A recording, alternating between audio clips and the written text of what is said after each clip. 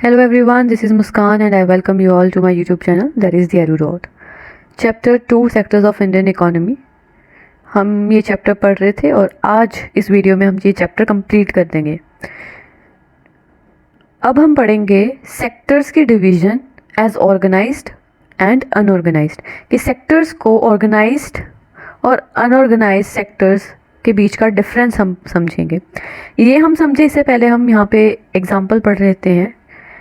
तो यहाँ पे कांता की एग्जाम्पल दे रखी है और कमल की। तो Kanta works in an office, she attends her office from 9:30 AM to 5:30 PM. She gets her salary regularly at the end of every month. In addition to the salary, she also gets provident fund as per the rules laid down by the government.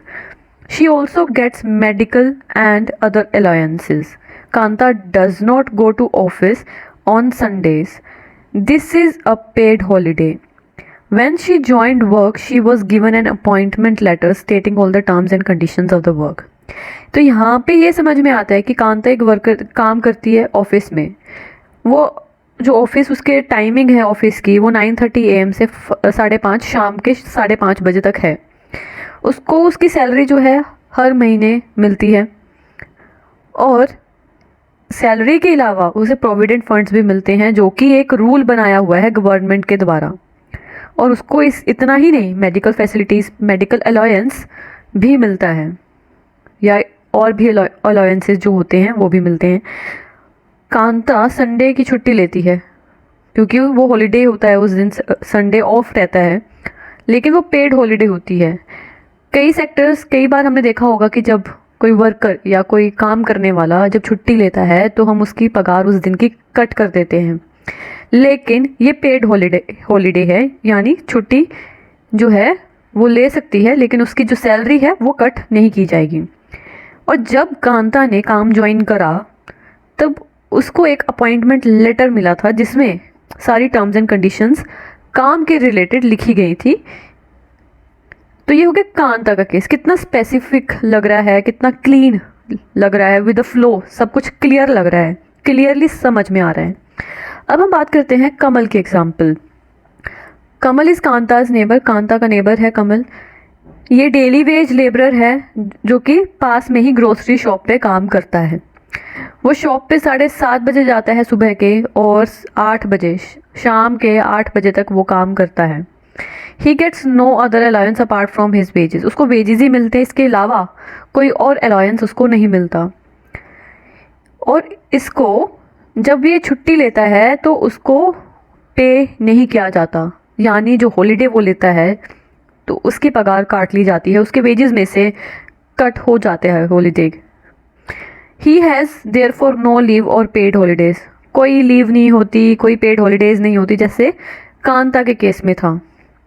Nor was he given any formal letter saying that he has been employed in the shop. और shop पे काम करने के लिए उसे एक कोई appointment letter या एक फॉर्मल तरीके को कुछ भी रिटर्न में नहीं दिया गया था। He can be asked to leave any time by his employer. कभी भी कह देंगे, आज अगर उसका काम अच्छा नहीं लगा तो आज ही विदिन 2 आवर्स उसको बोल देंगे। अगर आज एम्प्लॉय करा है उसको, अगर विदिन 2 आवर्स उनको पसंद नहीं आया उसका काम, तो वो विदिन 2 आवर्स उसको छोड़ने के लिए बोल देंगे कि तुम जा सकते हो। तो इसकी कोई श्योरिटी नहीं है कि कितने दिनों तक, कितने टाइम के लिए वो काम करेगा। समझ में आ रहा है कितनी यहाँ पे खिचड़ी से बना रखी है। यानी हम कह सकते हैं, यहाँ से हम समझ सकते हैं कि जो कांता का केस था, कांता की जो एग्जाम्पल थी वो थी ऑर्गेनाइज्ड वे, ऑर्गेनाइज्ड। तो कांता जो है ऑर्गेनाइज्ड सेक्टर में काम करती है, वेयर एज कमल जो है वो अनऑर्गेनाइज्ड सेक्टर में काम करता है। Kanta works in organised sector. अब ऑर्गेनाइज्ड सेक्टर हम ब्रीफली पढ़ लेते हैं। Organized sector covers those enterprises or places of work where the terms of employment are regular and therefore people have assured work. जो टर्म्स एंड कंडीशंस हैं काम की या एम्प्लॉयमेंट की वो रेगुलर हैं और जो भी लोग हैं उनको एश्योर किया जाता है कि काम जो है उनको पूरा क्लियरली बता दिया जाता है। They are registered by the government and have to follow its rules and regulations. Organise sectors जो भी होते हैं वो गवर्नमेंट रूल्स एंड रेगुलेशंस पे काम करते हैं, उनको रजिस्टर करवाना पड़ता है गवर्नमेंट रूल्स एंड रेगुलेशंस के तहत। जैसे फैक्ट्रीज एक्ट हो गया, मिनिमम वेजेस एक्ट हो गया, पेमेंट ऑफ ग्रेचुइटी एक्ट हो गया, शॉप्स एंड एस्टेब्लिशमेंट एक्ट हो गया, और बहुत सारे एक्ट्स हैं जिनके तहत हमें रजिस्टर करवाना पड़ता है अगर हम ऑर्गेनाइज सेक्टर में शुरू कर रहे हैं organise sector. It is called organised. अब इनको ऑर्गेनाइज क्यों किया जाता है? यहाँ पे पहली बात तो हमें ये समझ में आ गई कि ऑर्गेनाइज सेक्टर जो होता है वो सारे ऐसी जगह, ऐसी एंटरप्राइजेज होती हैं काम की जहाँ पे एम्प्लॉयमेंट जो है वो रेगुलर बेसिस पे होती है और लोगों को एश्योर किया जाता है उनके काम को लेके। दूसरा, वो गवर्नमेंट रूल्स एंड रेगुलेशंस के अंदर रजिस्टर्ड होते हैं, एंड हमने कुछ एक्ट्स हमने पढ़ भी लिए जिसके अंदर उनको रजिस्टर होना पड़ता है। लेकिन अब बात आती है कि ऑर्गेनाइज सेक्टर को ऑर्गेनाइज्ड ही क्यों कहा जाता है? क्योंकि it has some formal processes and procedures. कुछ फॉर्मल प्रोसेस और प्रोसीजर्स हैं जो या जिनको इन ऑर्गेनाइजेशंस को या ऑर्गेनाइज सेक्टर को फॉलो करना पड़ता है। Some of these people may not be employed by anyone but may work on their own, but they too have to register themselves with the government and follow the rules and regulations.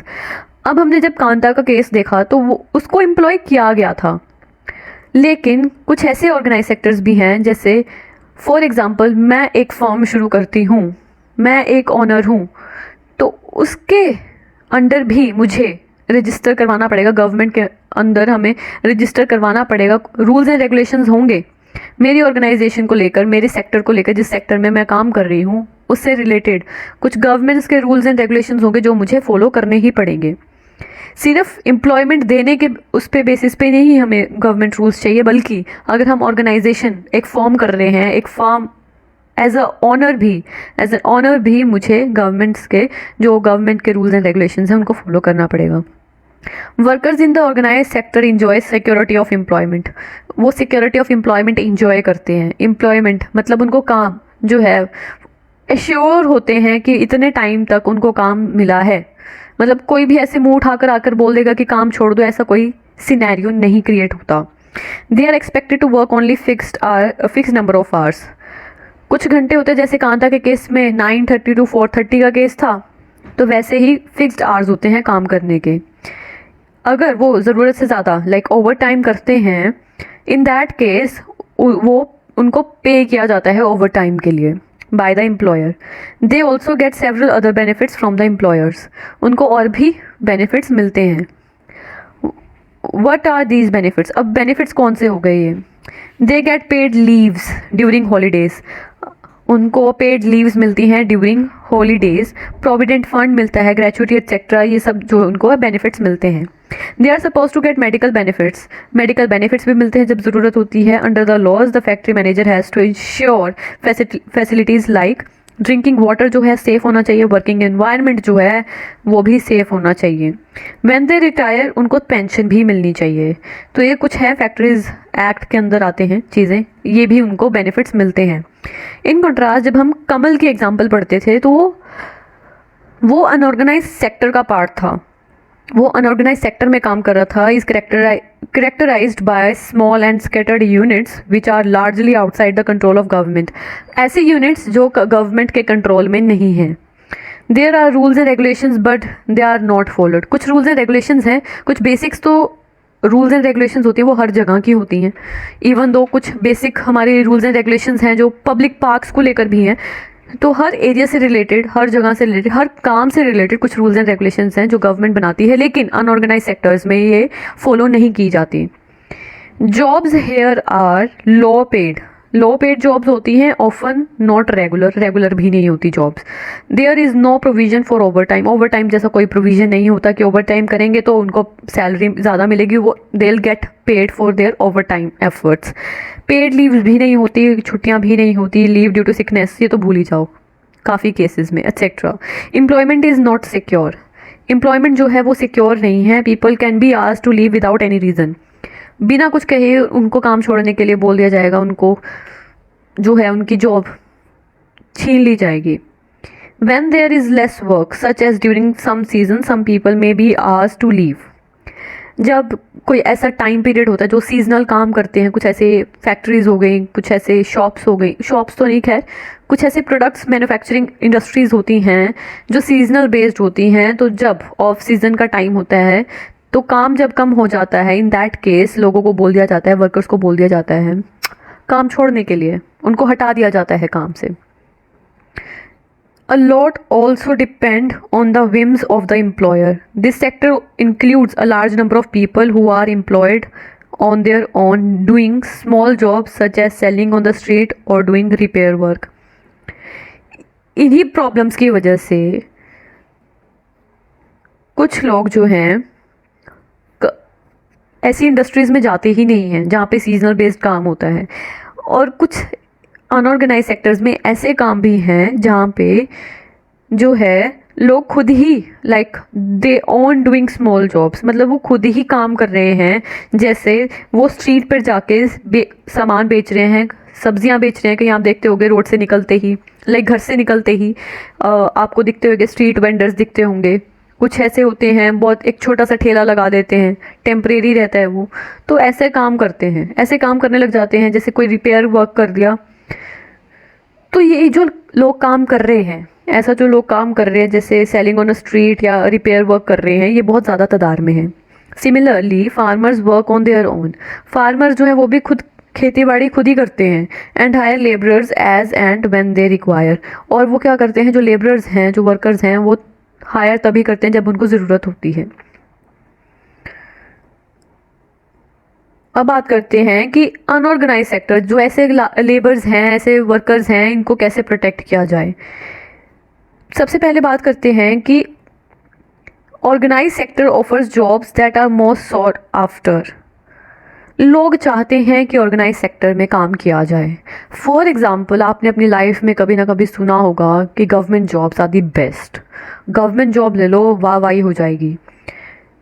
कहीं ना कहीं लोग government jobs के पीछे भाग रहे हैं क्योंकि ऑर्गेनाइज सेक्टर है, but the employment opportunities in the organise sector have been expanding very slowly. Jobs जो अवेलेबिलिटी है, जो वैकेंसीज़ हैं, जो जॉब अवेलेबिलिटी है, जो अपॉर्चुनिटी है एम्प्लॉयमेंट की, वो दिन बहुत स्लो स्पीड पे इंक्रीज़ हो रही है। It is also common to find many organise sector enterprises in the unorganise sector. आजकल जो ऑर्गेनाइज सेक्टर हैं वो भी कहीं ना कहीं अनऑर्गेनाइज सेक्टर्स में हमें दिख जाते हैं। फॉर एग्ज़ाम्पल, हम गवर्नमेंट की बात करते हैं। गवर्नमेंट जब ऑर्गेनाइज सेक्टर में ये रूल बनाती है कि गवर्नमेंट जॉब्स जो हैं कि 50,000 समथिंग उनको सैलरी दी जाएगी पर मंथ, लेकिन कुछ गवर्नमेंट ऐसी अनऑर्गेनाइज सेक्टर्स में भी हैं, मतलब उन्हीं का रोल बता रही हूँ गवर्नमेंट का। जैसे गवर्नमेंट जॉब्स हो गई तो वहाँ पे हाई पेड जॉब्स हो गई, वेयर एज जो गवर्नमेंट है वो कॉन्ट्रैक्ट बेसिस पे भी वर्कर्स को हायर करती है। फॉर से वो 10,000 रुपये देती है कॉन्ट्रैक्ट बेसिस पे, टेम्परेरी बेसिस पे जो ये काम होते हैं। तो गवर्नमेंट दोनों जगह रोल दिखा रही है। तो यही बताया गया कि कुछ ऐसे ऑर्गेनाइज सेक्टर्स एंटरप्राइजेज भी हैं जो अनऑर्गेनाइज सेक्टर में भी हैं। They adopt such strategies to evade taxes and refuse to follow laws that protect labourers. कुछ ऐसी स्ट्रेटजीज जो हैं वो इवेड की जाती हैं, जैसे स्ट्रेटजीज जो है अडॉप्ट की जाती हैं, जैसे टैक्सेस को इवेड करना, ठीक है, लॉज को फॉलो करने से रिफ्यूज़ कर देना, ठीक है। As a result a large number of workers are force to enter the unorganise sector jobs, जिसकी वजह से उन्हें जो वर्कर्स हैं उन्हें अनऑर्गेनाइज सेक्टर्स में काम करना पड़ता है, विच पे वेरी लो सैलरी, जो बहुत कम पगार में काम करते हैं, वेजेस में या सैलरीज में काम करते हैं। They are often exploited and not paid a fair wage. Exploit किया जाता है, फेयर वेजेस नहीं मिलती, उनकी अर्निंग्स जो है वो कम होती हैं, रेगुलर भी नहीं होती। ये जो जॉब है ये सिक्योर नहीं है और ना ही कोई और बेनिफिट्स इनको मिलता है। Since 1990s it is also common to see large number of workers losing their jobs in the organized sectors। 1990s में कुछ ऐसे वर्कर्स थे ऑर्गेनाइज सेक्टर में जिनको अपनी जॉब खोनी पड़ी। These workers are forced to take up jobs in the unorganized sector with low earnings। उनके पास कुछ और ही नहीं बचता, जब ऑर्गेनाइज सेक्टर में उन्हें काम नहीं मिल रहा, उन्हें छोड़ना पड़ रहा है काम, तो वो क्या करेंगे, एट लास्ट अनऑर्गेनाइज सेक्टर में जाएंगे, कुछ ना कुछ तो कमाना ही है ना। Hence, besides the need for more work, there is also a need for protection and support of the workers in the unorganized sector। अब हमें क्या करना चाहिए, हमें जो सपोर्ट करना चाहिए वर्कर्स को, उनकी ज़रूरतों को अनऑर्गेनाइज सेक्टर में भी उनकी ज़रूरतों को पूरा करना चाहिए। वर्कर्स की ज़रूरतों को हमें उनकी ज़रूरतों को प्रोटेक्ट भी करना चाहिए। Who are this vulnerable people who need protection? अब ये लोग कौन हैं जिनको प्रोटेक्शन की ज़रूरत है? In the rural areas unorganise sector mostly comprises of landless agriculture. जब हम रूरल एरिया की बात करते हैं तब हम देखते हैं कि अनऑर्गेनाइज सेक्टर में ज़्यादातर जो लोग हैं वो लैंडलेस एग्रीकल्चरल लेबर्स हैं, स्मॉल एंड मार्जिनल फार्मर्स हैं, शेयर क्रॉपर्स हैं एंड आर्टिशंस हैं, जो such as weavers, blacksmiths, carpenters हो गए, गोल्ड स्मिथ्स हो गए, ये लोग हैं। नियरली 80% जो है वो rural households in India are in small and marginal farmer category. Nearly जो 80% है रूरल हाउस होल्ड्स का इंडिया में, वो ज़्यादातर स्मॉल या फिर मार्जिनल फार्मर कैटेगरी में लाया करता है। These farmers need to be supported. अब ऐसे फार्मर्स को हमें सपोर्ट करनी बनती है through educate facilities for timely delivery of seeds. हम कैसे अब फैसिलिटीज़ को हम उनको प्रोवाइड कर सकते हैं, सपोर्ट कैसे प्रोवाइड कर सकते हैं ताकि उनको टाइमली सीड्स पहुंचा दो ताकि वो ग्रो कर सकें क्रॉप्स को, एग्रीकल्चरल इनपुट्स उनको प्रोवाइड कर दो, क्रेडिट दे दो, लोन दे दो, बैंक से इजीली लोन दे दो, कम रेट ऑफ इंटरेस्ट पे, हमने ऑलरेडी पिछली वीडियो में बात करी थी।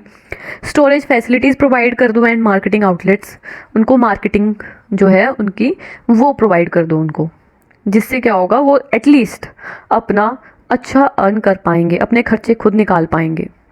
इन the urban areas unorganise sector, अभी हमने रूरल एरिया की बात करी, अब अर्बन एरिया की बात करते हैं, क्योंकि अनऑर्गेनाइज सेक्टर सिर्फ एक स्पेसिफिक एरिया के ऊपर बेस्ड नहीं है, ये हर जगह हमें देखने को मिलता है। Unorganise sectors comprises mainly workers in small scale industries, casually workers in construction, trade and transport etcetera. अब अनऑर्गेनाइज सेक्टर जो अर्बन एरियाज़ में हमें देखने पड़ते हैं वो ऐसे वर्कर्स होते हैं जो स्मॉल स्केल इंडस्ट्रीज़ में काम करते हैं, स्मॉल स्केल जो बहुत छोटी इंडस्ट्री में काम करते हैं।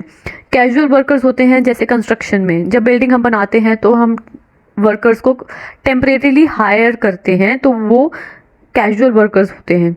ट्रेड जब हमें करना होता है या ट्रांसपोर्टेशन की ज़रूरत होती है तब वो ये सब चीज़ें अनऑर्गेनाइज सेक्टर्स में आती हैं। And those who work as street vendors, हम स्ट्रीट वेंडर्स देखते हैं, ये भी अनऑर्गेनाइज्ड सेक्टर का हिस्सा है। हेड लोड वर्कर्स हो गए, गारमेंट मेकर्स हो गए, रैग पिकर्स हो गए। Small scale industries also need government support. इन लोगों को, स्मॉल स्केल इंडस्ट्रीज को भी गवर्नमेंट की ज़रूरत है for procuring raw material and marketing of output. The casual workers in both rural and urban areas need to be protected. जो भी कैजुअल वर्कर्स हैं इनको ना ही सिर्फ रूरल एरियाज में बल्कि अर्बन एरियाज में भी प्रोटेक्ट करने की ज़रूरत है। We also find that majority of workers from scheduled castes, tribes and backward communities find themselves in unorganized sectors. अब कुछ ऐसे वर्कर्स हैं जो scheduled castes हैं, ऐसी ट्राइब्स या बैकवर्ड कम्युनिटीज से बिलोंग करते हैं, ये ज़्यादातर हमें अनऑर्गेनाइज सेक्टर्स में देखने को मिलते हैं। Besides getting the irregular and low paid work, these workers also face social discrimination. हालांकि इन्हें काम तो देखो, जो काम ये करते हैं लोग, ये जो इनको वेजेस मिलती हैं वो बहुत कम मिलती हैं, ठीक है, और इरेगुलर इनका काम होता है, इनको कोई श्योरिटी नहीं होती काम को लेके, एम्प्लॉयमेंट को लेके। लेकिन इसके अलावा इनको डिस्क्रिमिनेशन और झेलनी पड़ती है, सोशल डिस्क्रिमिनेशन और फेस करनी पड़ती है। तो ऐसे में प्रोटेक्शन एंड सपोर्ट करना इन लोगों की बहुत ज़रूरी है, नेसेसरी है for both economic and social development के लिए। सोशल और इकोनॉमिक डेवलपमेंट के लिए सब लोगों को, जो भी अनऑर्गेनाइज सेक्टर में काम कर रहे हैं, कैसे भी करके हिस्सा बन रहे हैं अनऑर्गेनाइज सेक्टर का, तो इनको इकोनॉमिक लेवल पे और सोशल लेवल पे डेवलप करना बड़ा ज़रूरी है, नेसेसरी है। आप ये फ़ोटो देखिए, आपने देखा होगा कुछ लोग होते हैं ऐसे ही रोड साइड पे कहीं पे भी बैठकर सामान बेचते हैं, प्रोडक्ट्स बेचते हैं। ऑफनली ये सिर्फ रूरल एरिया की बात नहीं है, कुछ अंडर डेवलप्ड सिटीज़ या एरियाज़ की बात नहीं है, हमें हर जगह देखने को मिल जाता है। तो यहाँ पे बड़ी अच्छी बात लिखी गई है जो हमें ध्यान रखने वाली बात है। व्हेन फैक्ट्रीज क्लोज डाउन, जब फैक्ट्रीज बंद हो जाती हैं तो कुछ वर्कर्स जो होते हैं, जो रेगुलर वर्कर्स होते हैं, तो वो क्या करते हैं, हमें ज़्यादातर दिख जाते हैं सेलिंग गुड्स और पुशिंग अ कार्ट और doing some other odd jobs. हमें तकरीबन ऐसे दिख जाता है जो जब फैक्ट्रीज बंद हो जाती हैं, जब ऑफ सीज़न चल रहा होता है, तो जो वर्कर्स होते हैं वो सामान बेचना शुरू कर देते हैं स्ट्रीट पे या रोड साइड पे कहीं पे भी। और कई बार हमने देखा है कार्ट्स को पुश करना या कुछ ऐसे जॉब्स वो पकड़ लेते हैं। अब तक हमने पढ़ लिया ऑर्गेनाइज्ड और अनऑर्गेनाइज सेक्टर। इसके बीच का डिफरेंस बड़ा ज़रूरी है, पता होना चाहिए। Difference between organised and unorganise sectors, one of the favourite questions of CBSE. अब बात करते हैं private and public sectors. Ownership sectors in the terms of ownership, ownership के बेसिस पे पब्लिक सेक्टर और प्राइवेट सेक्टर्स को हम डिफ्रेंशिएट करेंगे। ये भी बहुत इंपॉर्टेंट क्वेश्चन है, ध्यान से समझिएगा। Another way of classifying economic activities into sector could be one of the basis of who owns assets and is responsible for the delivery of services.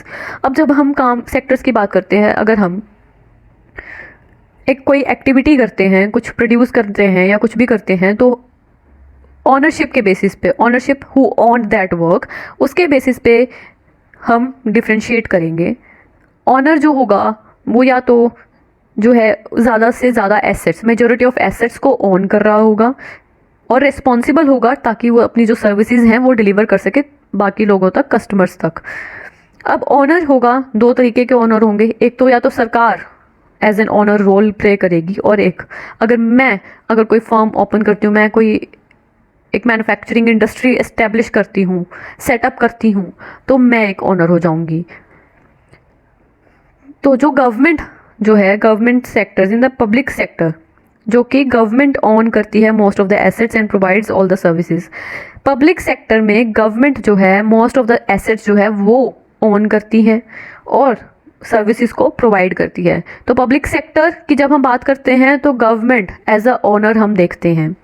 जब हम बात करते हैं प्राइवेट सेक्टर की, तो ओनरशिप जो होती है एसेट्स की एंड डिलीवरी की, वो होती है प्राइवेट इंडिविजुअल्स या फिर कंपनीज की।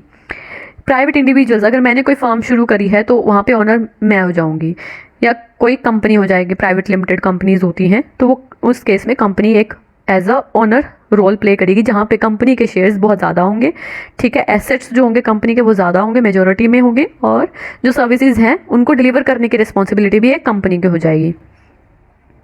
रेलवेज कि हम जब हम प्राइवेट सेक्टर की बात करते हैं तो रेलवेज और post office is an example of public sectors, whereas companies like Tata iron and steel company limited, TISCO जो है, या फिर रिलायंस इंडस्ट्रीज लिमिटेड, ये प्राइवेटली ओन्ड है। जब हम एग्जांपल की बात करते हैं, पब्लिक सेक्टर की एग्जांपल होगी रेलवेज या पोस्ट ऑफिस। और अगर हम प्राइवेट ऑनरशिप की बात करते हैं, जब प्राइवेट सेक्टर की बात करते हैं, तो उसकी एग्जांपल होगी टिस्को एंड RIL।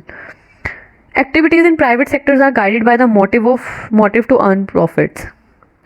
अब मैं अगर कोई काम शुरू करूं तो मेरा मोटिव ये होगा कि मैं ज़्यादा से ज़्यादा प्रॉफिट अर्न कर सकूं। नॉट ओनली मी बट हर कोई जो भी प्राइवेट सेक्टर का पार्ट है, प्राइवेट सेक्टर का ऑनरशिप रखता है, प्राइवेट सेक्टर में काम कर रहा है, का हिस्सा है प्राइवेट सेक्टर्स का, तो उसका मोटिव कहीं ना कहीं होगा कि प्रॉफिट ज़्यादा से ज़्यादा अर्न कर सकें। वेयर एज जब हम बात करते हैं To get such services, we have to pay money to these individuals and companies. अब कुछ सर्विसेज लेने के लिए जब हम बात करते हैं, activities in the private sectors are guided by the motive to earn profits की बात होती है। अब कुछ सर्विसेज लेने के लिए हमें पैसे पे करने पड़ते हैं इन इंडिविजुअल्स को या फिर इन कंपनीज़ को। अब कुछ कंपनीज या इंडिविजुअल्स ऐसे सर्विसेज प्रोवाइड करती हैं तो उनके लिए हमें भी पे करना पड़ता है। The purpose of these public sector is not just to earn profit. अब पब्लिक सेक्टर की जब हम बात करते हैं तो इनका मोटिव जो होता है कि नॉट जस्ट, मतलब ये सिर्फ प्रॉफिट्स अर्न नहीं करना चाहते। Governments raise money through taxes and other ways to meet expenses on the services rendered by it. अब जो गवर्नमेंट है, हम पब्लिक सेक्टर की बात करते हैं तो गवर्नमेंट एक ओनर होती है, तो इनका मोटिव सिर्फ प्रॉफिट्स अर्न करना नहीं होता बल्कि फैसिलिटीज़ सर्विसेज प्रोवाइड करना भी होता है। और वो कैसे रेज करती है अपने फंड्स जो हैं, वो थ्रू टैक्सेस करती हैं, टैक्सेस, ठीक है। जब हम टैक्स पे करते हैं तो वो टैक्स जो है वो गवर्नमेंट का रिवेन्यू होता है, और जो गवर्नमेंट का रिवेन्यू होता है वो हमारी जो सर्विसेज जो हमें प्रोवाइड करनी चाहिए, पब्लिक सर्विसेज, जो बेसिक सर्विसेज होती हैं, बेसिक ज़रूरतें होती हैं, रिसोर्सेज, वो हमें अवेलेबल करवाती है। Modern day government spend on a whole range of activities. आज के जो मॉडर्न डे गवर्नमेंट्स हैं ये हर रेंज ऑफ एक्टिविटीज़ में खर्चा कर रही हैं। What are these activities, why do government spend on such activities, let us found. ये कौन सी एक्टिविटीज़ और गवर्नमेंट खर्चा इन एक्टिविटीज़ पे क्यों कर रही है? There are several things needed by the society as a whole, but which the private sector will not provide at a reasonable cost. बहुत सारी ज़रूरतें हैं हमारी सिर्फ यही ज़रूरत नहीं है कि हमें अच्छे अच्छे प्रोडक्ट्स मिले, अच्छा हमें यानी आउटिंग के लिए हमें एक डेस्टिनेशन प्लेस मिले, कैफ़ेज़ अच्छे मिले, शॉपिंग मॉल्स अच्छे मिले, ठीक है, हमारे जो रिसोर्सेज हैं वो हमें बहुत आसानी से अवेलेबल हो जाएं। हम एक घर में नहीं रहना चाहते, हम बाहर निकलना चाहते हैं। हम पार्क्स, गार्डन्स, जो हमारी रोड्स हैं, हमें इनकी भी ज़रूरत है, अच्छी रोड्स की भी ज़रूरत है। तो ये सब खर्चा जो है अगर प्राइवेट सेक्टर्स करेंगे, इन पे खर्चा ना एक्चुअली, ये जो पार्क्स हो गए, बेसिकली ज़्यादातर हम बात करते हैं रोड्स की। जो रोड्स पे खर्चा होता है, रोड्स को बनाने का खर्चा होता है, ठीक करने का खर्चा होता है, बहुत ज़्यादा होता है। तो ऐसी कुछ सर्विसेज होती हैं जो पब्लिक सेक्टर प्रोवाइड कर देता है रीजनेबल कॉस्ट पे, लेकिन प्राइवेट सेक्टर अवेलेबल नहीं करवा सकता। हमें करवा सकता है प्राइवेट सेक्टर भी, लेकिन जो कॉस्ट वो चार्ज करेगा वो बहुत ज़्यादा करेगा। ऐसा क्यों है? क्योंकि some of these need spending large sum of money. कुछ ऐसी ज़रूरतें होती हैं, जैसे मैंने रोड्स की बात करी, हम इलेक्ट्रिसिटी की बात कर लेते हैं। जो सरकार है वो कम दामों में हमें इलेक्ट्रिसिटी प्रोवाइड कर पा रही है, या हम रिसोर्सेज, हम रोड्स की बात करते हैं, अच्छी रोड्स की बात करते हैं, तो ये बहुत ज़्यादा अमाउंट मांगती हैं, बहुत ज़्यादा खर्चा होता है इन पे, which is beyond the capacity of the private sector. उनकी कैपेसिटी से बाहर है, वो इतना खर्चा नहीं कर पाएंगी। Also collecting money from the thousands of people who use this facility is not easy. Even if they do provide these things they would charge a high rate of their use. अगर private sector in चीज़ों को provide करता है तो ये high charge करेगा। Example, जब हम कंस्ट्रक्शन करते हैं रोड्स की, ब्रिजेस की, रेलवेज़ की, हार्बर्स की, या इलेक्ट्रिसिटी जनरेशन की बात करते हैं, प्रोवाइड इरिगेशन थ्रू डैम्स, जब डैम्स कंस्ट्रक्ट होते हैं तो हमेशा हमने देखा होगा कि ज़्यादातर हम गवर्नमेंट एज अ ओनर वहाँ पे रोल प्ले कर रही होती है, ना कि कोई प्राइवेट सेक्टर वहाँ पे इनिशिएट करता है। क्यों? क्योंकि जो यहाँ पे जो खर्चा होगा वो बहुत ज़्यादा होगा। Providing irrigation, thus governments have to undertake such heavy spending and ensure that these facilities are available for everyone. तो गवर्नमेंट ये इंश्योर करती है कि ये जो फैसिलिटीज़ हैं ये हर लोगों तक पहुंच पाएँ। There are some activities which the government has to support. The private sector may not continue their production or business unless government encourages. अब प्राइवेट सेक्टर और पब्लिक सेक्टर हम डिफ्रेंशिएट करते हैं कि पब्लिक सेक्टर जो है एक गवर्नमेंट सेक्टर हो गया, जो एक प्राइवेट सेक्टर है वो इंडिविजुअल या कंपनीज का जो ऑनर का रोल करती हैं, ये उनका सेक्टर हो गया। लेकिन पब्लिक सेक्टर में तो रोल कहीं ना कहीं गवर्नमेंट का ही रहता है, लेकिन प्राइवेट सेक्टर में भी गवर्नमेंट का एक अहम रोल होता है। गवर्नमेंट ही कंपनीज को, फैक्ट्रीज को, इंडस्ट्रीज को एस्टेब्लिश करने में मोटिवेट करती है, इंस्पायर करती है, इनकरेज करती है। For example, selling electricity at the cost of generation may push up the cost of production of goods in many industries. अगर इलेक्ट्रिसिटी कॉस्ट बढ़ जाती है, इलेक्ट्रिसिटी जनरेशन की बात करते हैं, तो इलेक्ट्रिसिटी कॉस्ट जो बढ़ जाती है तो इससे क्या होगा, कॉस्ट ऑफ प्रोडक्शन भी कहीं ना कहीं गुड्स की बढ़ेगी बहुत सारी इंडस्ट्रीज में। तो many units, specially small scale units, might have to shut down. तो स्मॉल स्केल जो इंडस्ट्रीज होती हैं, यूनिट्स होती हैं, उनको बंद होना पड़ेगा क्योंकि वो इतना खर्चा नहीं उठा पाएंगी। Government here steps in by producing a supply electricity at rates which these industries can afford. अब सपोज हमें इलेक्ट्रिसिटी मिल रही है, एक यूनिट जब हम प्रोड्यूस कर रहे हैं तो तकरीबन समझ लो अगर 10 रुपये पड़ रहे हैं, खर्चा पड़ रहा है, तो गवर्नमेंट क्या करेगी, उनको 6 रुपये में प्रोवाइड करवा देगी। तो वो 4 रुपये का खुद का जो हो रहा है वो लॉस उठा लेगी, ताकि 6 रुपये 10 रुपये की अगर वो बिजली दे रहे थे एक यूनिट जो है, तो वो महंगी पड़ रही थी, जिससे स्मॉल स्केल यूनिट्स जो हैं वो बंद होने की कतार पे पहुंच गई थी, वो खर्चा नहीं उठा पा रही थी। तो जब सरकार ने कम कर दिया उस पैसे को, इलेक्ट्रिसिटी बिल को, इलेक्ट्रिसिटी का जो कॉस्ट है वो कम कर दिया, तो अब जो है अफोर्ड कर पाएंगी small scale units. Government has to be bear the जो 4 रुपये रह गए थे वो गवर्नमेंट को बियर करना ही पड़ेगा। Similarly the government in India buys wheat and rice from farmers at the fair price. अब सरकार जो है फार्मर्स से व्हीट और राइस को ले लेती है एक अच्छे रीजनेबल प्राइसेस पे, और इनको स्टोर कर देती है उनके ही गोडाउन, और सेल करती है lower price to the consumers.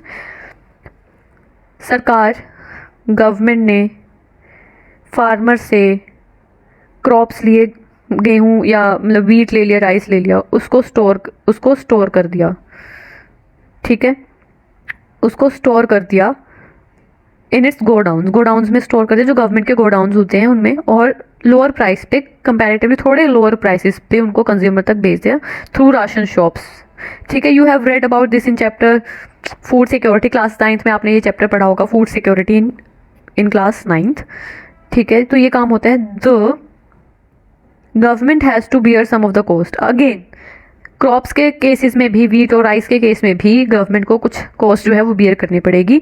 In this way the government supports both farmer and consumers. अब इससे फार्मर्स को भी बेनिफिट मिल जाता है कि उनको एक रीजनेबल प्राइस पे प्राइस मिल जाता है उनकी क्रॉप्स का, और कंज्यूमर्स को भी उतना ज़्यादा हाई पे करना नहीं पड़ता, कम रेट में, थोड़ा कंपैरेटिवली कम रेट पे उनको जो है वीट या राइस अवेलेबल हो जाता है। There are large number of activities which are the primary responsibility of the government. बहुत सारी एक्टिविटीज़ हैं, बहुत ज़्यादा एक्टिविटीज़ हैं जो गवर्नमेंट की रिस्पॉन्सिबिलिटी में आती हैं। द गवर्नमेंट बस spend on these, government spend भी करती है। Providing health and education facilities for all is one example. Educational और हेल्थ फैसिलिटीज़ बहुत ब्रॉड फैसिलिटीज़ हैं, बहुत ज़्यादा बड़ी फैसिलिटीज़ हैं, बेसिक फैसिलिटीज़ हैं जिस पे गवर्नमेंट जो है खर्चा करती है बहुत ज़्यादा। We have discuss some of these issues in first chapter, development chapter में हमने बात करी थी। Running proper schools and providing quality education, particularly elementary education, is the duty of the government. Education के बेसिस पे एजुकेशन प्रोवाइड करना government का कहीं ना कहीं रोल है, काम है। India size of illiterate population is one of the largest in the world. Illiterate जो पीपल हैं, जो पॉपुलेशन है, जो पढ़ाई नहीं कर पा रही है, उनका जो नंबर है इंडिया में बहुत ज़्यादा है। Similarly we know that nearly half of the India's children are malnourished and a quarter of them are critically ill। अब हेल्थ की बात करते हैं, वहाँ पे एजुकेशन की बात करें, यहाँ पे हेल्थ की बात करते हैं कि हेल्थ के मामले में जो चिल्ड्रंस हैं वो malnourished हैं, बहुत ज़्यादा लोग, बहुत ज़्यादा बच्चे malnourished हैं और बहुत ज़्यादा बीमार रहते हैं। जो हमने IMR जब हमने पढ़ा था तब हमने बात करी थी। The infant mortality rate of Odisha 36 और Madhya Pradesh 43 is higher than some of the poorest regions of the world. बहुत ज़्यादा है IMR, infant mortality rate. Government also needs to pay attention to aspects of human development. Human development पे भी काम करने की ज़रूरत है, ताकि जो है कैसे अवेलेबल कराए सेफ ड्रिंकिंग वाटर, जो पानी वो पिए कोई भी इंसान, कंज्यूमर या कुछ भी, कोई भी इंसान, एक ह्यूमन जब पानी पिए तो वो सेफ ड्रिंकिंग वाटर होना चाहिए। हाउसिंग फैसिलिटीज़ उसको मिलनी चाहिए, पुअर लोगों को, ठीक है। फूड एंड न्यूट्रिशन भी लोगों को अवेलेबल करवाना चाहिए। It is also the duty of the government to take care of poorest and most ignored regions of the country through increased spending in such areas। अब कुछ ऐसे लोग हैं, ऐसे वर्ग के लोग हैं, ऐसे regions हैं जहाँ पे जो है डेवलपमेंट नहीं हो पा रही है, जो बहुत पिछड़े regions हम कह सकते हैं जो हैं, एग्जिस्ट करते हैं, तो वहाँ पे कहीं ना कहीं गवर्नमेंट को खर्चा करना पड़ेगा, करना चाहिए, ताकि वहाँ पे जो है थोड़ी डेवलपमेंट हो सके। सो विद दिस हमारा जो चैप्टर 2 है, sectors of the Indian economy, chapter जो है कंप्लीट हो चुका है। सो आई होप आपको समझ में आया होगा, हमने इन डिटेल हमने समझा है इस चैप्टर को। तो do like, share and subscribe to my YouTube channel and stay tuned, stay healthy, stay happy and thank you।